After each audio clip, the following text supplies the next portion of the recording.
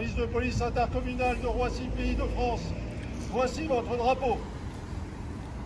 Cette police intercommunale qui a été créée le 1er octobre 2002, qui était en réflexion depuis 1998. Donc il a fallu maturer tout ça parce que ce n'était pas aussi simple que ça. À l'époque, il y avait 10 agents à la création et 11 communes. Aujourd'hui, c'est 35 agents qui composent notre police intercommunale et 17 communes qui sont couvertes puisque la Seine-et-Marne nous a rejoints. Donc en Val d'Oise, il y a toujours le Tillers, Roissy, Fontenay, Louvres, Puiseux, Marly, Survilliers, Vidron, Genussière, Épiais et en Seine-et-Marne, Dammartin-Gouel, Longperrier, Moussy-de-Neuf, Beauregard, Le Mignel-Amelot, Thieux et Mitry-Moreau. L'objectif pour 2025, c'est d'arriver à 45 agents pour couvrir l'ensemble de ce territoire. C'est un service pionnier en France. Pionnier parce que c'est la première, comme ça a été dit, police intercommunale qui a été créée sur le territoire français. Elle est d'autant mieux pionnière qu'aujourd'hui, c'est la première police interdépartementale, puisqu'on est à cheval sur les deux départements, du 95 et du 77. Les perspectives que nous avons, c'est d'abord d'augmenter les effectifs, parce qu'aujourd'hui c'est 35, on va monter à 45, et peut-être que dans les 20 ans à venir, on ira un peu plus loin. Mais en tout cas, c'est une augmentation d'effectifs parce qu'il y a un vrai besoin sur nos territoires, y compris dans les petits villages, donc de sécurité, de rassurer la population. Encore qu'on est relativement tranquille, mais quand même, un certain nombre de mes actions, il faut qu'on les contrôle. Le gros projet là, c'est de faire déménager des locaux actuels qui ne sont pas tout à fait adaptés, mais qui étaient des locaux dont nous disposions à Louvres et au Mesnil-Amelot. Donc d'avoir deux établissements qui permettront de recevoir sur la partie valdoisienne et seine-et-marnaise les forces de police le soir, la police intercommunale, et de continuer bien entendu la collaboration active avec les forces de police nationale, les forces de gendarmerie et de secours, parce qu'aujourd'hui, comme le disait monsieur le sous-préfet dans son discours, il y a un continuum de sécurité. Il faut que nous l'assurions et la police intercommunale, comme les polices communales, ont toute leur place dans son continuum. C'est une mutualisation. Les villes qui souhaitent y participer, ils participent sur la base du volontariat. Aujourd'hui, sur les 42 communes de la communauté d'Aglo, 17 participent à cette mutualisation. D'autres sont intéressés, donc on va les recevoir au fur et à mesure. Et plus la qualité du service sera démontrée, ce qui est déjà le cas, plus ça donnera l'envie à certains de nous rejoindre. Alors certains ont déjà des polices municipales. Est-ce que l'on mettra ça en commun? Pourquoi pas? Moi, je suis totalement favorable. Mais après, voilà, c'est des choix politiques dans les différentes communes. Et bien entendu, nous, on est à la disposition des communes et on ne va rien imposer. Mais c'est vraiment des perspectives qui peuvent être extrêmement intéressantes. Vous avez parlé également de vidéoprotection. Le CSU donc, sera installé à Louvres. Comment ça va se concrétiser ça? Alors en fait, il va y avoir, puisqu'il y a un certain nombre de caméras qui existent dans un certain nombre de villes et de villages, il y aura pour l'ensemble de la police intercommunale, il y a un CSU qui, lui, va visionner l'ensemble des images sur l'ensemble du territoire. Mais dans les postes de police municipale ou les postes de police intercommunale répartis sur le territoire, on pourra faire des captations d'images sans intervention sur les caméras, mais au moins ça multiplie le nombre d'yeux qui regardent ces caméras et donc c'est de nature à favoriser la sécurité dans nos territoires.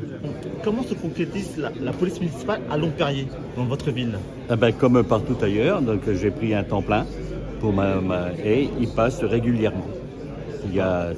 On paye un temps plein et on n'a pas... Ça représente combien 50 000 euros. 50 000 euros pour l'année.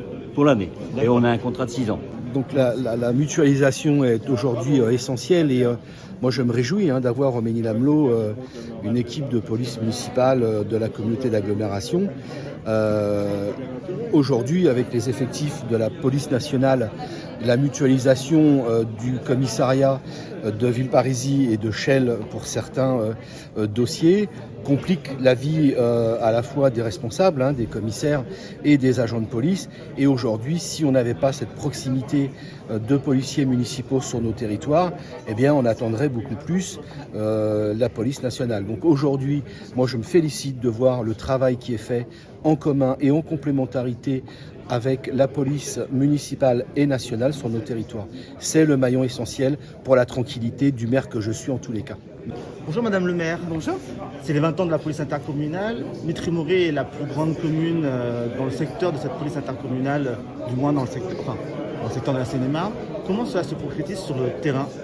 Alors, depuis que nous avons adhéré, au au départ avec 3 équivalents temps plein pour la commune. C'était une manière pour nous de regarder comment on pouvait fonctionner avec un service de police municipal qui était mutualisé avec l'agglomération. Il s'avère que depuis les premiers partenariats, c'est très fructueux pour nos habitants qui les sollicitent beaucoup et pour nous aussi parce qu'on a des acteurs de terrain en toute proche proximité. C'est pour cela qu'on est monté en puissance avec 5 équivalents temps plein et puis au prochain conseil municipal, nous voterons aussi deux postes supplémentaires sur la commune pour monter en puissance jusqu'à 9 parce que c'est un service qui est très utile à nos riverains et à notre commune. Est-ce que vous avez constaté des résultats, une baisse de la délinquance, des cambriolages, des choses comme ça? En tout cas, moi ce que je dis depuis le début, c'est que c'est la présence humaine qui favorise la tranquillité et la sécurité publique. Avec le service de police intercommunale, c'est exactement ce qu'on a et ce qu'on peut avoir sur le terrain. Donc en termes de chiffres, il y a des chiffres qui baissent, d'autres qui montent. La question du cambriolage dans nos secteurs est une problématique première et donc à laquelle nous sommes confrontés, eu égard aussi à la configuration de notre ville qui a pléthore de moyens de sortir. Mais en tout cas, avec cette montée en puissance et cette présence, on constate que oui, on a des délinquants qui sont arrêtés, on a des faits de délinquance qui sont stoppés ou en tout cas mis à mal avec des procédures judiciaires qui courent et donc ça offre de réels résultats. C'est sûr que moi je dis que c'est un service supplémentaire mais il faut aussi renforcer la police nationale parce qu'avant tout c'est régalien, c'est une compétence d'État et qu'à côté des moyens que les collectivités peuvent mettre comme cette police mutualisée, il faut absolument renforcer nos commissariats et nos gendarmeries, spécifiquement d'hommes et de femmes sur le terrain parce que c'est de cela qu'on a besoin et c'est ça qui rend de réels résultats. Il n'y a rien de mieux pour arrêter un cambriolage que d'avoir un policier dans la rue. Vous êtes attaché à la lutte contre les violences faites aux femmes et intrafamiliales. Est-ce que cette police-là est un outil supplémentaire par rapport à la politique que vous menez à travers les associations, les choses? Oui, vous avez raison. C'est un des axes sur lesquels on travaille beaucoup dans le CLSPD, avec l'ouverture de la Maison des droits des femmes et la mise en place d'un observatoire local contre les violences faites aux femmes. La police intercommunale est partie prenante de cet observatoire, participe à nos réunions, à contact forcément avec ces familles qui sont dans la souffrance et apporte une expertise que des travailleurs sociaux ne peuvent pas avoir et en tout cas peuvent en prévention quand ils interviennent aussi alerter les services compétents sociaux de la MDS et autres et donc apporter leur pierre à l'édifice puisqu'on combattra les violences faites aux femmes et les violences intrafamiliales uniquement si toute la chaîne est formée à repérer les violences et amenée à orienter les familles vers les acteurs qui ont la compétence en tout cas de pouvoir les accompagner.